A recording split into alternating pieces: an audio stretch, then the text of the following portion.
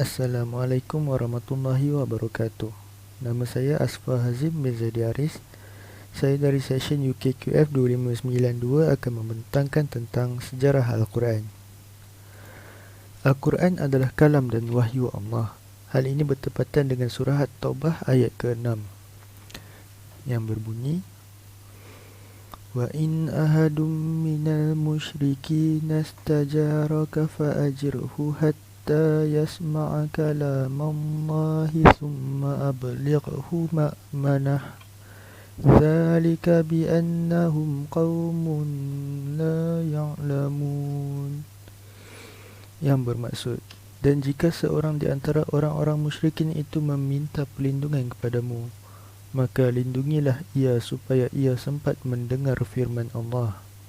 Kemudian hantarkanlah ia ke tempat yang aman baginya.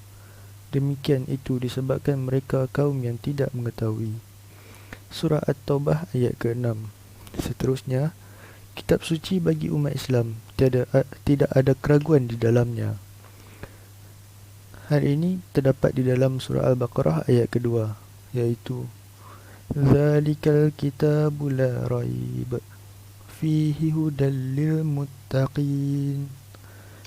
Yang bermaksud, kitab Al-Quran ini tidak ada keraguan padanya, petunjuk bagi mereka yang bertakwa. Surah Al-Baqarah ayat kedua.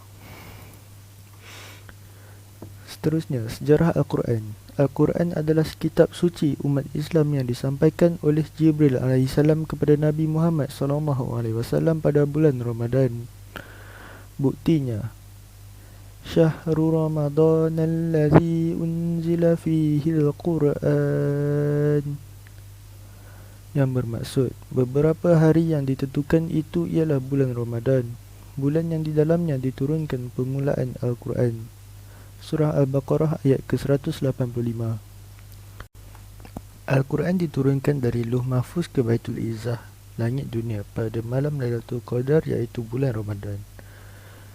Hal ini dibuktikan dengan surah Ad-Dukhan ayat ketiga, iaitu Inna anzalnahu fi lailatin mubarakah Inna kunna munzirin. Sesungguhnya kami menurunkannya pada suatu malam yang diberkahi dan sesungguhnya kamilah yang memberi peringatan. Surah Ad-Dukhan ayat ketiga. Al-Quran diturunkan secara beransur-ansur kepada Nabi Muhammad SAW melalui malaikat Jibril selama lebih kurang 23 tahun. Ada juga yang berpendapat yang mengatakan 22 tahun 2 bulan 22 hari. Permulaan wahyu diturunkan kepada Nabi Muhammad SAW ketika baginda berumur 40 tahun di Gua Hira. Terdapat dua pendapat tentang wahyu pertama diturunkan, iaitu 17 Ramadan dan 24 Ramadan. Penurunan Al-Quran adalah berdasarkan tiga kategori, iaitu berlakunya sesuatu peristiwa. Contohnya, berlakunya peristiwa Fathul Mekah, maka turunlah ayat Inna anzalnahu fi lailatul qadr. Seterusnya, persoalan kepada Nabi. Contohnya, soalan tentang hari akhirat, roh dan anak bulan yang tidak dapat Nabi jawab. Yang ketiga, tiada sebab khusus. Para ulama membahagi masa turunnya ini kepada dua, iaitu masa Mekah dan masa Madinah, yang membentuk penggolongan surah Makkiyah dan surah Madaniyah. Period Mekah berlangsung pada 12 tahun masa kenabian Rasulullah SAW. Dan surah-surah yang turun pada waktu ini tergolong surah Makkiyah. Sementara period Madinah yang dimulai sejak peristiwa hijrah berlangsung selama 10 tahun.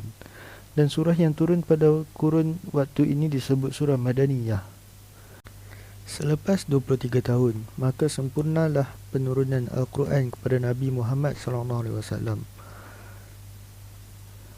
Pada waktu itu, Al-Quran tersimpan di dada Nabi Muhammad, dada para sahabat, pelapah tamar, tulang-tulang unta dan tulang-tulang unta. Sejarah pembukuan Al-Quran. Al-Quran pertama kali dibukukan pada zaman Khalifah Abu Bakar As-Siddiq. Pada tahun 11 Hijrah, berlakunya peperangan Yamamah bertujuan menentang Nabi palsu dan golongan murtad yang enggan membayar zakat. Ramai penghafal Quran yang mati syahid, iaitu seramai 70 orang. Saidina Umar Al-Khattab pergi berjumpa Abu Bakar As-Siddiq untuk mencadangkan pembukuan Al-Quran dalam satu naskah.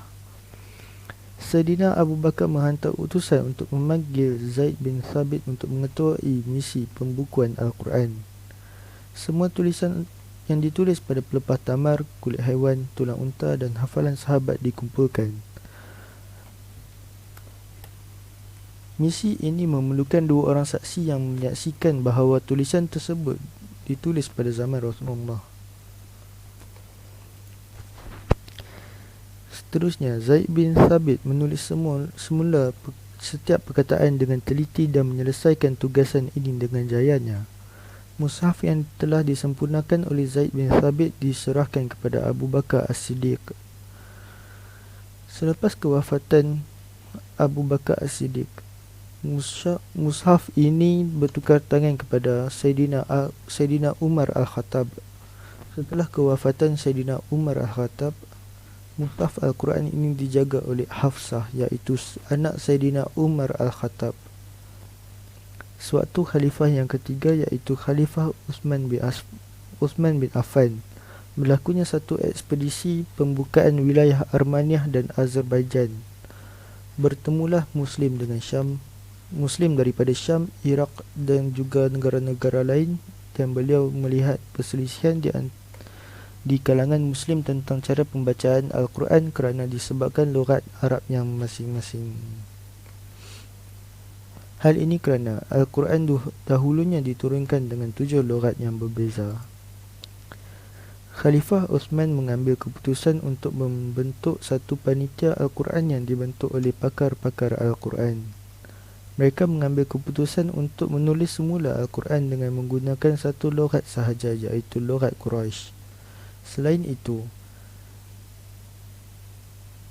Saidina Uthman memerintah mengumpulkan mushaf selain 7 lughat yang awalnya untuk dimusnahkan dengan cara membakarnya. Satu mushaf yang disimpan oleh Saidina Uthman di Madinah dan 6 yang lain disimpan di negara Bahrain, Yaman, Kufah, Basrah, Syam dan Mekah. Mushaf yang disimpan di Madinah dikenali sebagai Mushaf Imam atau Mushaf Uthmani. Sejarah ulum Al-Quran.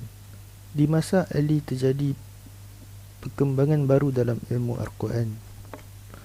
Kerana melihat banyaknya umat Islam yang berasal dari bangsa bukan Arab, kemerosotan dalam bahasa Arab dan kesalahan pembacaan Al-Quran, Ali menyuruh Abu Al-Aswad Al-Duwali untuk menyusun kaedah pembacaan bahasa Arab. Hal ini dilakukan untuk memelihara bahasa Arab dan dari pencemaran dan menjaga Al-Quran dari ketekalan pembacanya. Tindakan Khalifah Ali ini dianggap perintis bagi lahirnya ilmu Nahwu. Pada zaman Bani Umayyah, kegiatan para sahabat dan tabi'in terkenal dengan usaha-usaha mereka yang tertumpu pada penyebaran ilmu-ilmu Al-Quran melalui jalan periwayatan dan pengajaran secara lisan, bukan melalui tulisan dan catatan. Kegiatan-kegiatan ini dipandang sebagai persiapan bagi masa pembukuannya. Orang yang paling berjasa dalam usaha periwayatan ini adalah khalifah yang empat, iaitu Ibnu Abbas, Ibnu Mas'ud, Zaid bin Thabit, Abu Musa al-Ash'ari, Abdullah ibnu al-Zubair dari kalangan sahabat. Sedangkan kalangan tabi'in ialah Mujahid, Atta, Ikrimah, Qatadah, Al-Hasan al-Basri, Sa'id ibnu Jubair dan Zaid ibnu Aslam di Madinah. Kemudian Malik bin Anas dari generasi tabi'in. Mereka semuanya dianggap sebagai peletak batu pertama bagi apa yang disebut ilmu tafsir, ilmu asban al-nuzul, ilmu nasikh dan mansukh, ilmu qarib Al-Quran dan lainnya. Pada abad ketiga terkenal seorang tokoh tafsir, iaitu Ibnu Jarir al-Tabari. Dia orang pertama membentangkan berbagai pendapat dan penjelasan sebahagiannya yang atas yang lainnya. Ia juga mengemukakan i'rab dan istinbat, penggalian hukum dari Al-Quran. Di abad ini juga lahir ilmu asbab al-nuzul, ilmu nasikh dan mansukh, ilmu tentang ayat-ayat makiyah dan madaniyah. Pada abad ini pula Abu Aswad Ad-Duwali membuat kaedah i'rab Arab yang memberikan harakat pada bahasa Arab. Berikut ini karya ulama pada abad ketiga, iaitu Kitab Asbab Al-Nuzul karangan Ali Ibn Al-Madini. Yang kedua, Kitab Nasikh dan Mansukh, Qiraat dan Keutamaan Al-Quran disusun oleh Abu Ubaid Al-Qasim Ibn Salam. Kitab tentang ayat-ayat Makiyah dan Madaniyah karya Muhammad Ibn Ayyub Al-Daris. Seterusnya, di abad keempat lahir ilmu Gharib Al-Quran dan beberapa kitab ulumul Quran. Ulama ulumul Quran pada masa ini adalah Abu Bakar Muhammad Ibn Al-Qasim Al-Anbari. Kitabnya Ajaib Ulumul Quran. Isi kitab ini tentang keutamaan Al-Quran, turunnya atas 7 huruf, penulisan mushaf, jumlah surah, ayat dan kata-kata Al-Quran. Yang kedua, Abu Al-Hasan Al-Ash'ari. Kitabnya Al-Muhtazan fi Ulumul Quran. Abu Bakar Al-Sijistani. Kitabnya Gharib Al-Quran. Yang keempat, Muhammad Ibn Ali Al-Adfawi. Kitabnya Al-Istighna fi Ulumul Quran. Di abad kelima, muncul pula tokoh dalam ilmu qiraat. Para tokoh serta karyanya adalah Ali Ibn Ibrahim Ibn Sa'id Al-Hufi.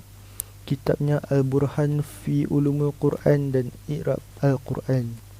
Yang kedua, Abu Amru Al-Dani. Kitabnya Al-Ta'isir fi Al-Qiraat Al-Sab dan Al-Muhkam fi Al-Nuqat. Yang ketiga, Al-Mawardi. Kitabnya tentang Amsal Quran. Pada abad ke-6 lahir pula ilmu Mubamat Al-Quran. Abu Qasim Abdul Rahman Al-Suhaili mengarang Mubamat Al-Quran. Ilmu ini menerangkan lafaz-lafaz Al-Quran yang maksudnya apa dan siapa tidak jelas. 2. Ibnu Al-Jawzi menulis kitab Funun Al-Afnan fi Ajaib Al-Quran dan kitab Al-Mujtaba fi Ulum Tata'alaq bi Al-Quran. Pada abad ke-7, Ibnu Abdul As-Salam yang terkenal dengan sebutan Al-Iz mengarang kitab Majaz Al-Quran. Yang kedua, Alam Al-Din Al-Sakhawi mengarang tentang qiraat. Ia menulis kitab Hidayah Al-Murtab fi Al-Mutasyabih. Yang ketiga, Abu Syamah Abdul Rahman Ibnu Ismail Al-Maqdisi menulis kitab Al-Mursyid Al-Wajiz fi ma yata'alaq bi Al-Quran Al-Aziz. Pada abad ke-8 Hijrah, muncul beberapa ulama yang menyusun ilmu-ilmu tentang Al-Quran seperti berikut. Yang pertama, Ibnu Abi Al-Ishba. Kitabnya tentang badai Al-Quran. Ilmu ini membahas berbagai macam keindahan bahasa dalam Al-Quran. Yang kedua, Ibnu Qayyim menulis tentang aqsam Al-Quran. Yang ketiga, Najamuddin Al-Tufi menulis tentang hujaj Al-Quran. Isi kitab ini tentang bukti-bukti yang dipergunakan Al-Quran dalam menetapkan suatu hukum. Yang keempat, Abu Hasan Al-Mawardi menyusun ilmu Amsal Al-Quran. Yang kelima, Badruddin Al-Zarkashi, kitabnya Al-Burhan fi Ulum Al-Quran. Seterusnya, pada abad ke-9 muncul beberapa ulama melanjutkan perkembangan ilmu Al-Quran, iaitu Jalaluddin Al-Bulqini. Kitabnya Mawaqi Al-Ulum min Mawaqi Al-Nujum. Menurut Al-Suyuti, Al-Buqini dipandang sebagai ulama yang terlibat dalam penyusunan Ummul Quran yang lengkap, sebab dalam kitabnya mengandungi 50 ilmu Al-Quran. Yang kedua, Muhammad Ibn Sulaiman Al-Kafiyaji. Kitabnya Al-Tafsir fi Qawaid Al-Tafsir. Di dalamnya diterangkan makna tafsir, takwil Al-Quran, surah dan ayat. Juga dijelaskan dalam kitabnya itu tentang syarat-syarat menafsirkan ayat-ayat Al-Quran. Yang ketiga, Jalaluddin Al-Suyuti. Kitabnya Al-Tahbir fi Ulum Al-Tafsir. Kitab ini memuat 102 ilmu-ilmu Al-Quran. Menurut sebahagian ulama, kitab ini dipandang sebagai kitab ulum Al-Quran yang paling lengkap. Al-Suyuti merasa belum puas. Beliau menyusun lagi sebuah kitab, Al-Itqan fi Ulum Al-Quran. Dalam kitab ini terdapat 80 macam ilmu-ilmu Al-Quran secara padat dan sistematik. Menurut Al-Zarqani, kitab ini merupakan kitab pegangan bagi para peneliti dan penulis dalam ilmu ini. Setelah wafatnya Al-Suyuti, tidak terlihat munculnya penulis yang memiliki kemampuan seperti kemampuannya. Sehingga terjadi kevakuman sejak wafatnya Imam Al-Suyuti sampai dengan akhir abad ke-13 Hijrah. Sekian, terima kasih.